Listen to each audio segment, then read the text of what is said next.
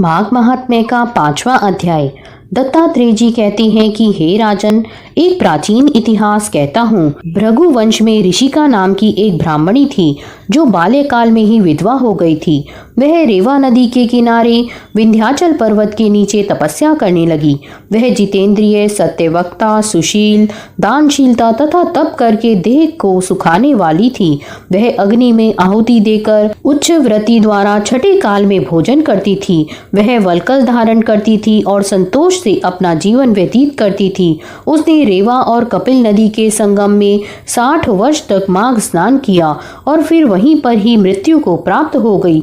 माघ स्नान के फल से वह दिव्य 4000 वर्ष तक विष्णु लोक में वास करके सुंद और उपसुंद दैत्यों का नाश करने के लिए ब्रह्मा द्वारा तिलोत्तमा नाम की अप्सरा के रूप में ब्रह्मलोक में उत्पन्न हुई। वह अत्यंत रूपवती, गान विद्या में अति प्रवीण तथा मुकुट कुंडल से शोभायमान थी। उसका रूप, यौवन और सौंदर्य देखकर ब्रह्मा भी चकित हो गए।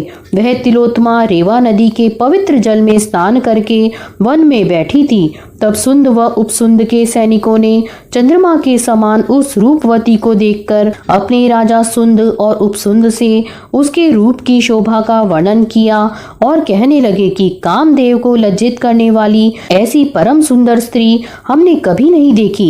आप भी चलकर देखें। तब वह दोनों मदिरा के पात्र रखकर वहां पर आए जहां पर वह सुंदरी बैठी हुई थी और मदिरा के पान विहटल होकर काम क्रीड़ा से पीड़ित हुए और दोनों ही आपस में उस स्त्री रत्न को प्राप्त करने के लिए विवादग्रस्त हुए और फिर आपस में युद्ध करते हुए वहीं समाप्त हो गए। उन दोनों को मरा हुआ देखकर उनके सैनिकों ने बड़ा कोलाहल मचाया और तब तिलोत्तमा काल रात्रि के समान उनको पर्वत से गिराती हुई 10 दिशाओं को प्रकाशमान करती हुई आकाश में चली गई और देव कार्य सिद्ध करके ब्रह्मा के सामने आई। तो ब्रह्मा जी ने प्रसन्नता से कहा, हे चंद्रवती, मैंने तुमको सूर्य के रथ पर स्थान दिया।